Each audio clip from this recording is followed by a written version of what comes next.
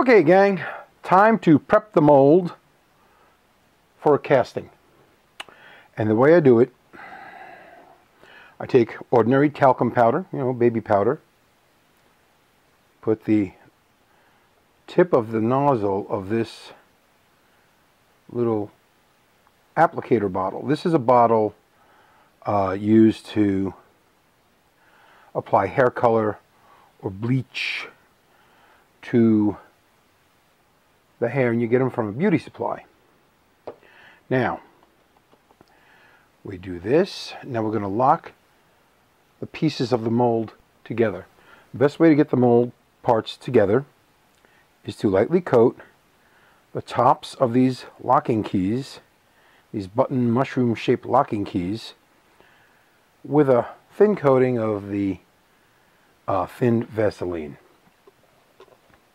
Once that's completed, it will allow the buttons to slip into the sockets.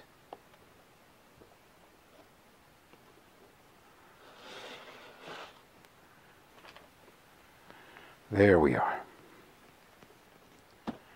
Now, I take this whole piece, turn it over, shake it down.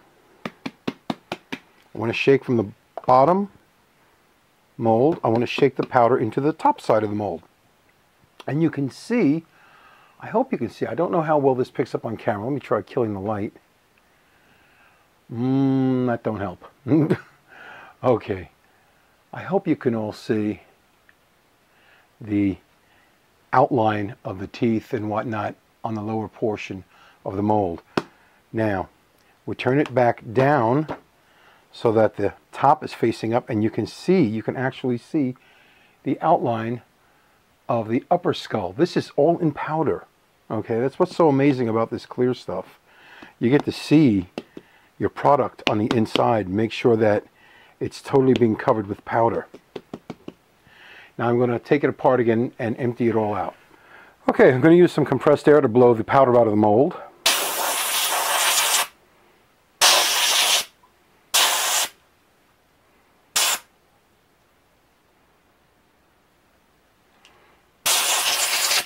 It's the lower half and the two upper halves.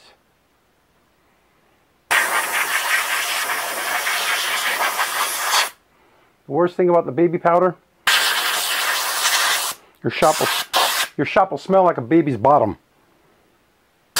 Isn't that cute? We'll get the powder off of here.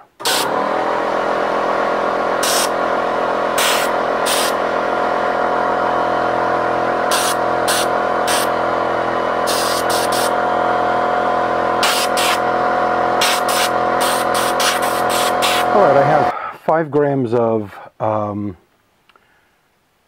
Smoothcast 305 Part B and 5 grams of Smoothcast 305 Part A, and I have a little So Strong colorant to add into it. So the first thing I'm going to do, I'm going to grab a little craft stick and pouring away from my ink marks on my mixing cups, because I use the mixing cups as often, I reuse them as often as I possibly can. Pour the resin away from the ink side, roll it so that it captures on the inside, stays on the inside of the cup. I'm going to add a few drops of the So Strong colorant. This is just to make the teeth. I'm going to add maybe 1 drop because this is really potent stuff. If I can get it down to the tip. There we go. Come on, Bubba. Come on. Oh, get down there, you freak. Boy, oh boy, oh boy, oh boy, oh boy.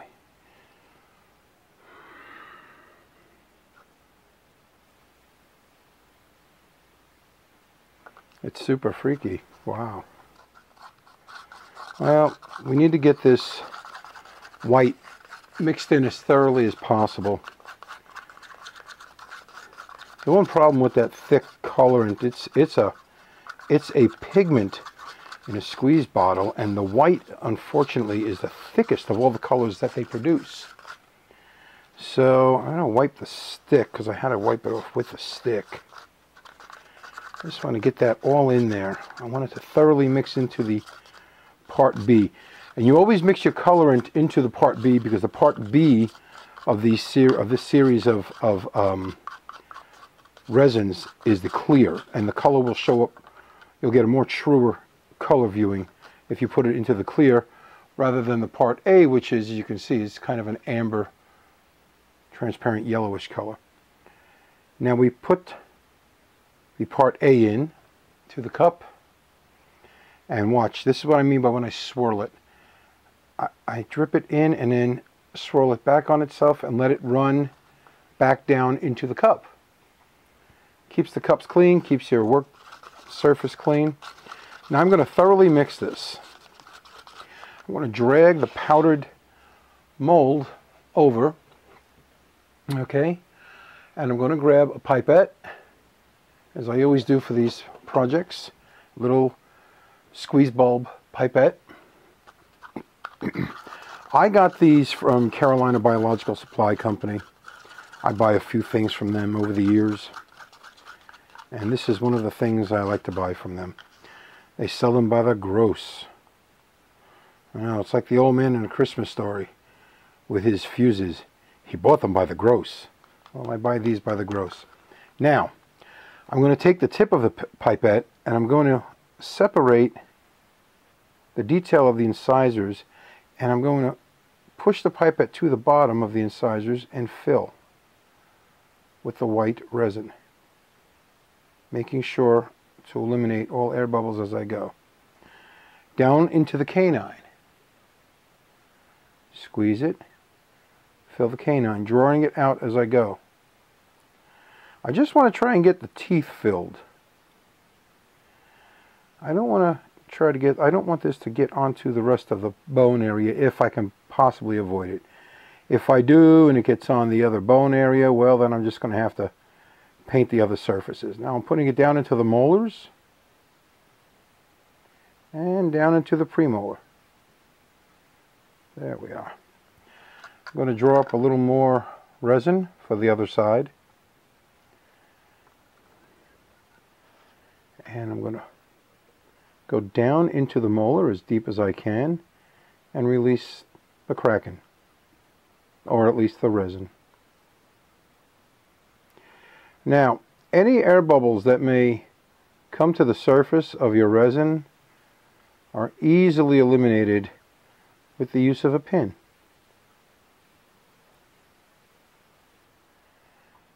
And I'll show you what I mean. Alright. The molars and premolars are filled. Now, I'm going to let this come to nearly cured. I usually wait till it starts to get gummy, but I'm just going to let it completely cure, fully cure. Any bubbles you find, take a T-pin. I use a simple T-pin. You can use a 3-cornered needle, whatever you want to use, as long as it's small enough.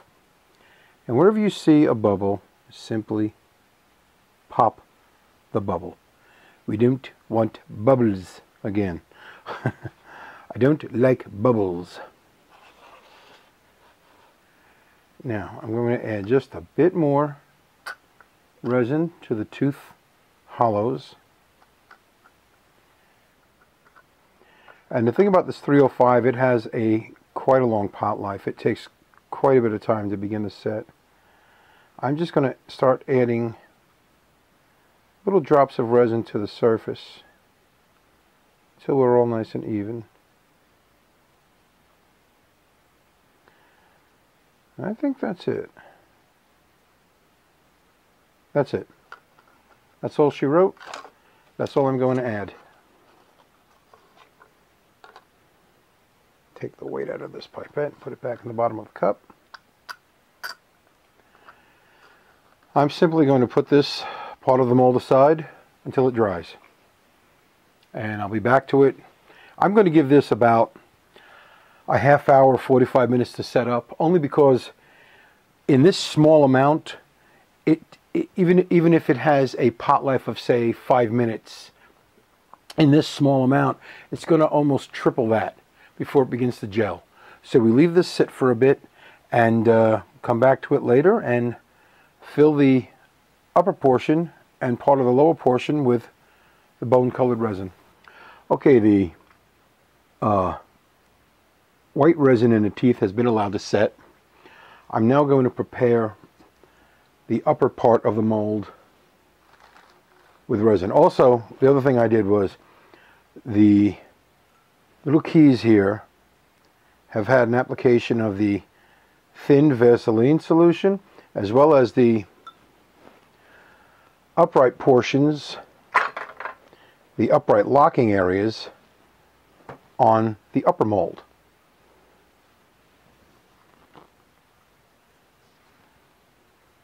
All of these little guys right here, they've all had a little touch of the Vaseline. Now, what I have mixed up presently, well, not mixed up, but I have measured out are 3/4 of an ounce of part A, 3/4 of an ounce of the part B bone color. All right, and I'm going to go ahead and mix these up. First thing I'm going to do, bring up a paper cup, put this into the paper cup.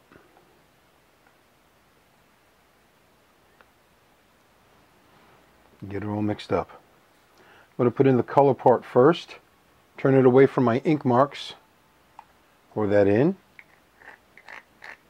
work that down with the stick because this is thicker. Part B is thicker than the part A. Now I put in the part A.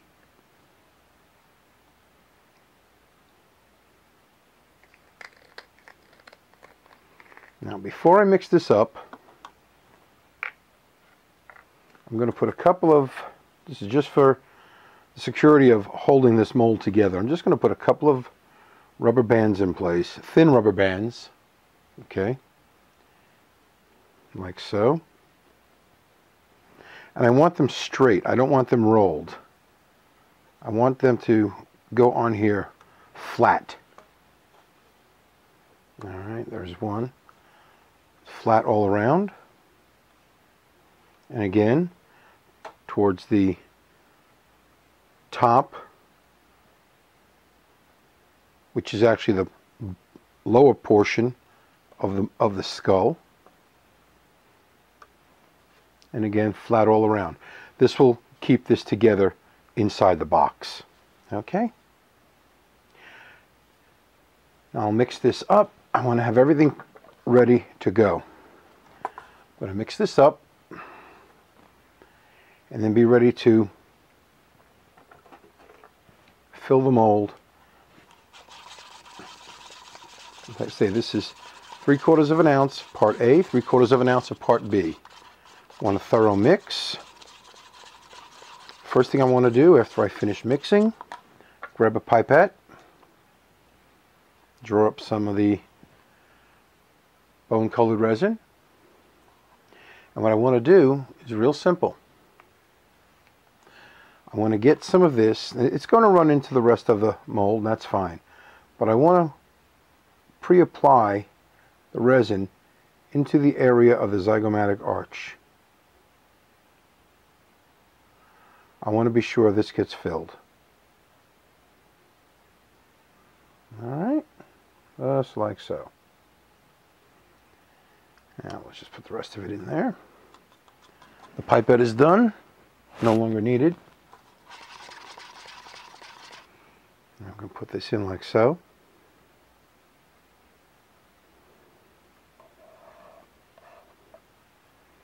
Put this aside. Take the bottom half of the mold, put it in place.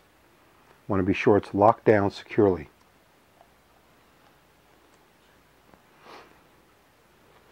Now,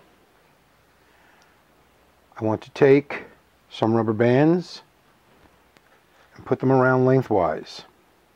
And again, I want them to be as flat as possible. This needs to fit within the confines of the box, the mold box. So I want these flat, like so. This right on the edge, just like so. And then one in the middle. You draw this towards me, put one in the middle. Need to hold this in place.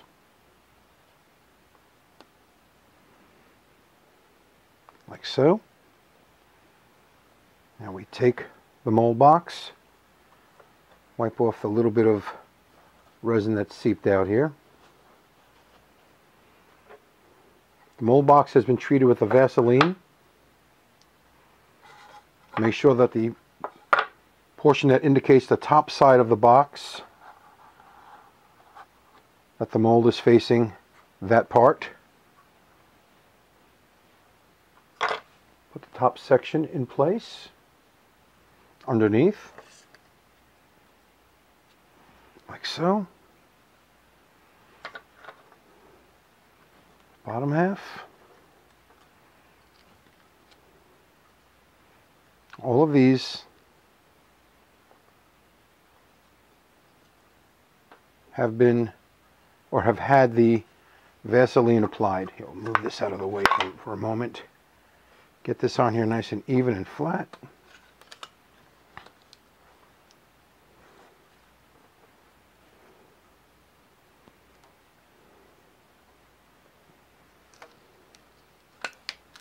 All right, like so. Over the ends, it's to hold the top and bottom portion in place, like so. I'm going to put this on my rotational casting machine and let it go from there. Alright, this is going to hold the little box in place here. One direction, two directions.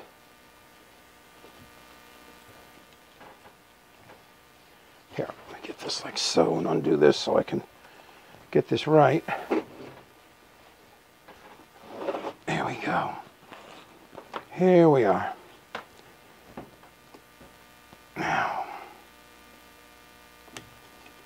a little tighter than that. Just a wee bit tighter. It's really not going to crush the mold box because it's surrounded by the wooden uprights and bottom. Now I'm going to put this around so it doesn't catch. I'm going to turn it on. Main rotation, inside rotation. And this is going to evenly distribute the resin within the confines of the box. I generally let this run, I can let this run for an hour.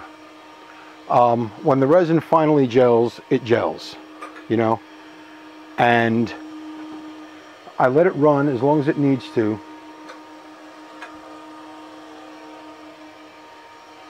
Just so that I'm sure of total even coverage. There are old resin stains on here from other projects. This is a very lightweight mold. Compared to some of the other molds that have been on this machine, I have molds that go on this machine that weigh 10 pounds or 12, 15 pounds or so. But this is a great little machine. This is the Manatron 2x2. And you can reverse the rotation of the direction of the rotation. You can speed it up a bit, you can slow it down. Right now, believe it or not, the main rotation, the large one here, is cranked up to 11, and the smaller rotation on the inside is set at about 8. I don't know if that means revolutions per minute, or I don't know what it means. It's just a speed setting. It's a number on the control panel. But I let this run and keep on going on its own until the resin cures. I just let it keep on going. Alright, here we go. I've let that thing spin for about an hour and a half, something like that. There was a lot of Vaseline separator put onto this puppy, and we do have some leakage from this seam here. That's a little bit that I wiped off the first time. Well, let's reveal the package and see what the heck we've got, if anything good. I hope it's good. We shall see. If not, I'll have to make another casting and just do it again, Alright. Pop the back open.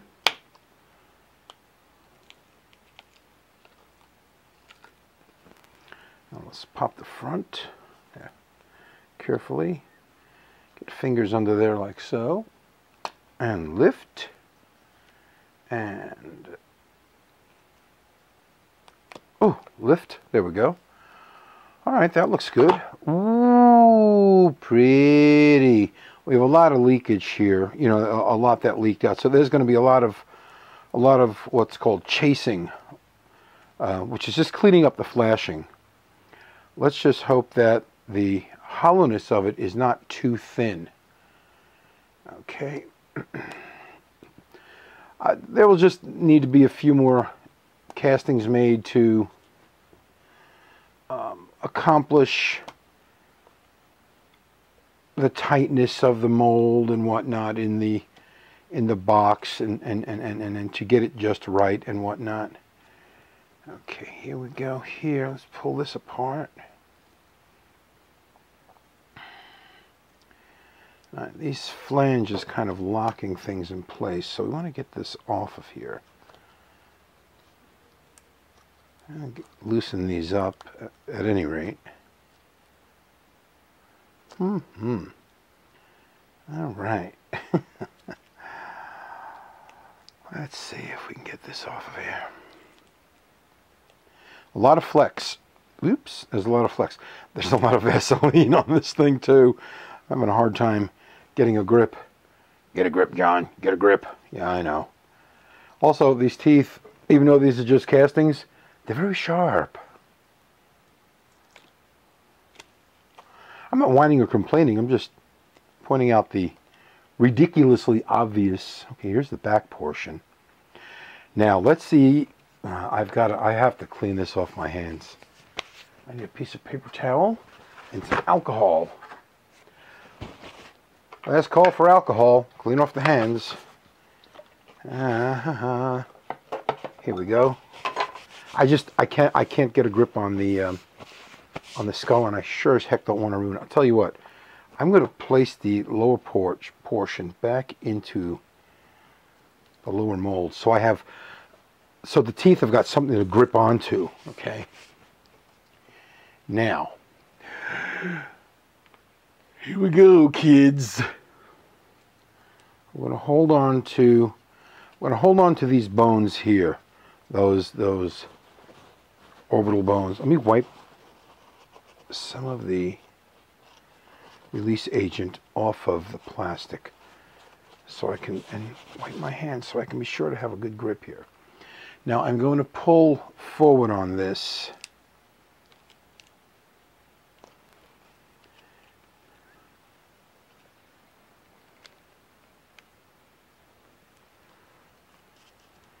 I'll hold the zygomatic in place. There's one side.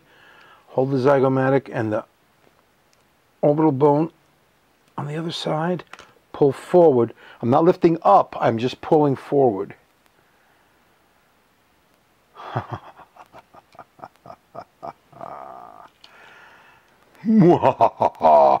That's my madman laugh. Okay, we have a lovely hollow skull.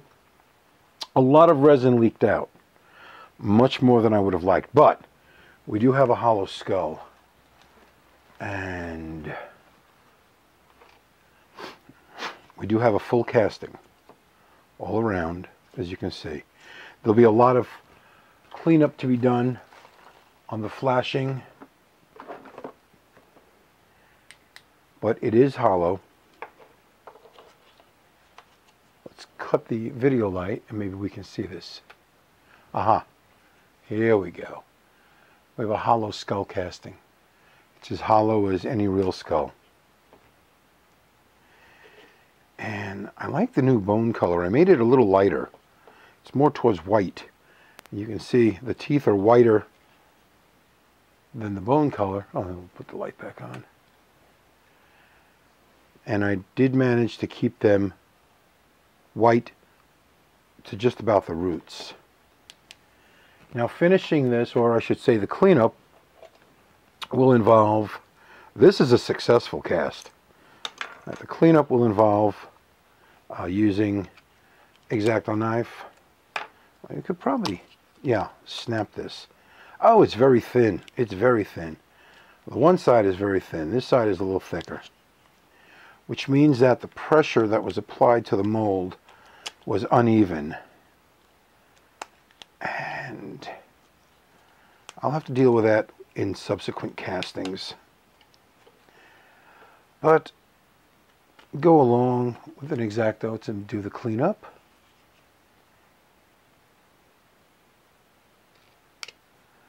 Just cut away the flashing. Break it away from in front of the incisors. Kind of tear it across. That looks pretty darn nice. That looks real nice. Let's get this down from here.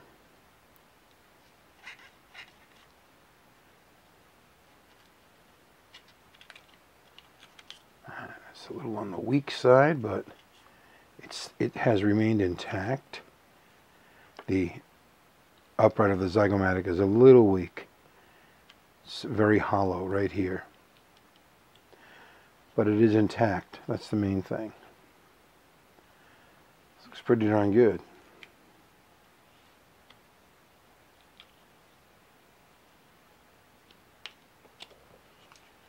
Yeah, that's all right.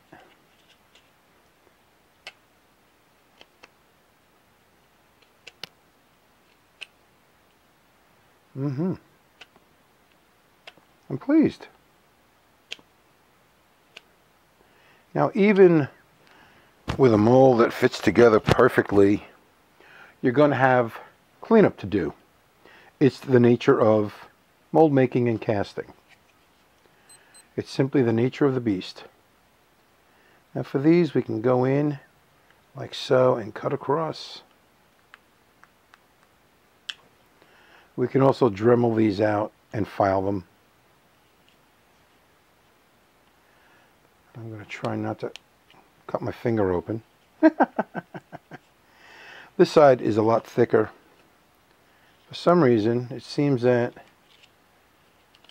the resin shifted towards this side more than the other.